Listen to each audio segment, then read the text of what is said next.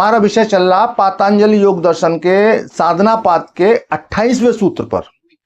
तो आज हम 28वें सूत्र में समझेंगे। तो 8 यम नियम आसन प्रत्याहार धारणा ध्यान समाधि, जब सभी का आप थोड़ा थोड़ा पालन करें, कोशिश अधिक से अधिक करें कि आप अधिक से अधिक इनका पालन कर सकें, तो आप उन गहरी अवस्थाओं के निकट पहुंचने की पूरी संभावना है और पहुंच सकते हैं, निश्चित पहुंच सकते हैं, क्योंकि थोड़ा थोड़ा साधने से सभी कुछ सज जाएगा।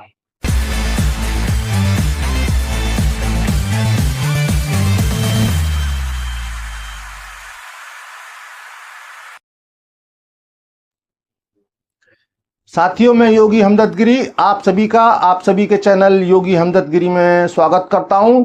आप सभी को बहुत बहुत प्रेम। साथियों, हमारा विषय चल रहा पातंजलि योग दर्शन के साधना पाद के 28वें सूत्र पर। तो आज हम 28वें सूत्र में समझेंगे कि ऋषि हमें क्या गहरा सूत्र दे रहे हैं और क्या उसकी गहरी व्याख्या है।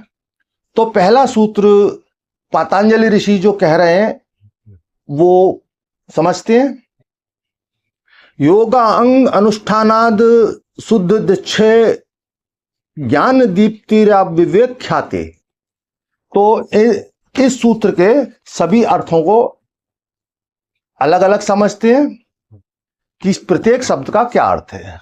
तो यहां पर पहला जो शब्द प्रयोग किया है ऋषि ने, योग, यानी योग के अंगों का, यम नियम आसन प्राणायाम प्रत्याहार धारणा ध्यान और समाधि, ये 8 अंग योग के जो है यहां पर ऋषि कह रहे हैं।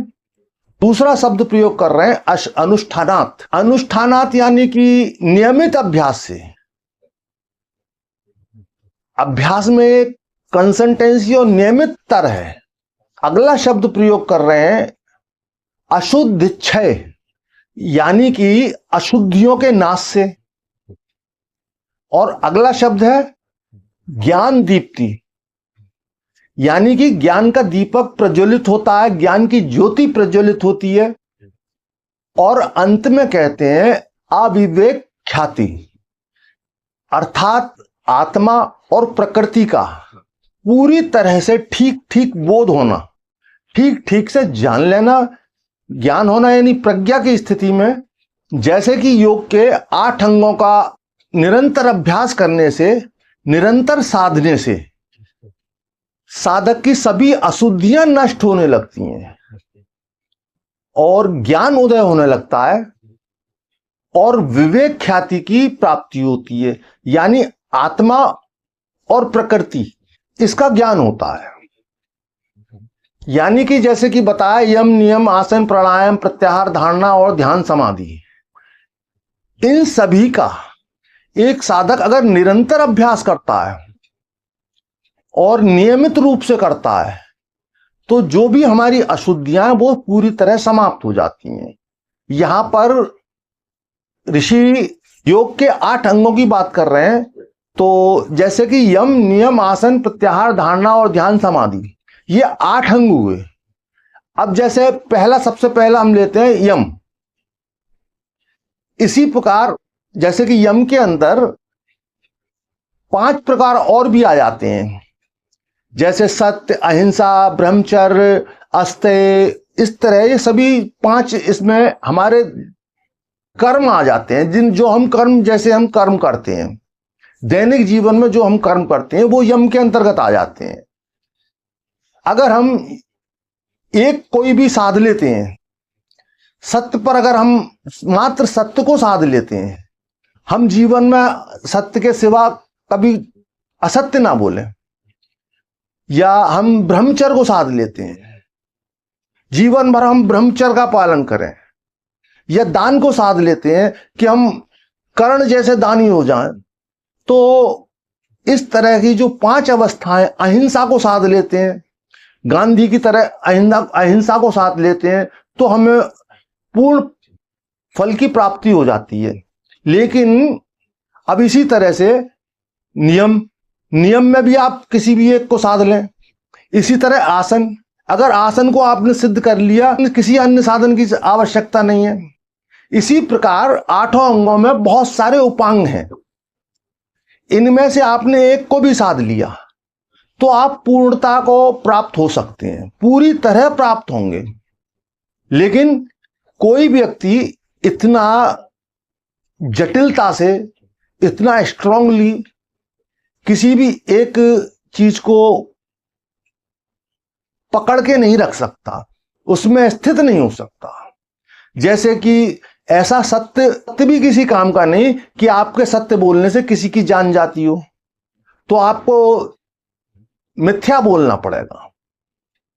तो यहां पर आप संतुलन रखना बहुत ज्यादा कठिन है। तो यहां पर 8 अंग बता रहे हैं, 8 उपाय बता रहे हैं, जिनके की उपांगों की भी क्षमता इतनी है। जैसा मैंने आपको बताया, एक उपांग को साधने से ये होता है। तो 8 यम, नियम, आसन, प्रत्याहार, धारणा, ध्यान, समाधि, जब सभी का आप थोड़ा थोड़ा पालन करें, जितना संभव हो सके, पूरी तरह तो आप एक उपांग का भी नहीं कर सकते, तो इन 8 अंगों का जितना जितना आप कोशिश अधिक से अधिक करें कि आप अधिक से अधिक इनका पालन कर सकें, तो आप उन गहरी अवस्थाओं के निकट पहुंचने की पूरी पूरी संभावना है, और पहुंच सकते हैं, निश्चित पहुंच सकते हैं। क्योंकि थोड़ा थोड़ा साधने से सभी कुछ सज जाएगा। तो साथियों, आज के वीडियो को आज की बातों को आप ठीक से समझ पाए होंगे, मैं ठीक से समझा पाया हूंगा। फिर भी समझने में या समझाने में कहीं कोई चूक हुई है तो साथियों, आप कमेंट बॉक्स में अपने कमेंट लिख सकते हैं, या आपकी कोई अन्य जिज्ञासा हो, कुछ अन्य जानना चाहते हो, वो भी कमेंट बॉक्स में लिख सकते हैं। मैं सभी के जवाब देता हूं। या कोई आपका ऐसा प्रश्न है जिस पर मुझे वीडियो बनाना पड़े तो मैं वीडियो भी बनाऊंगा आपके लिए। तो साथियों, हमेशा जुड़े रहिए और अधिक से अधिक शेयर करिए। और इसी के साथ ये वीडियो समाप्त करूंगा। आप खुश रहें, मस्त रहें, तंदुरुस्त रहें, भौतिक जीवन में अत्यंत विकास करते हुए आध्यात्म के ऊंचे ऊंचे शिखरों को छुएं, गहरी गहरी समाधियों में जाएं। इसी अभिलाषा के साथ आप सभी को बहुत बहुत प्रेम।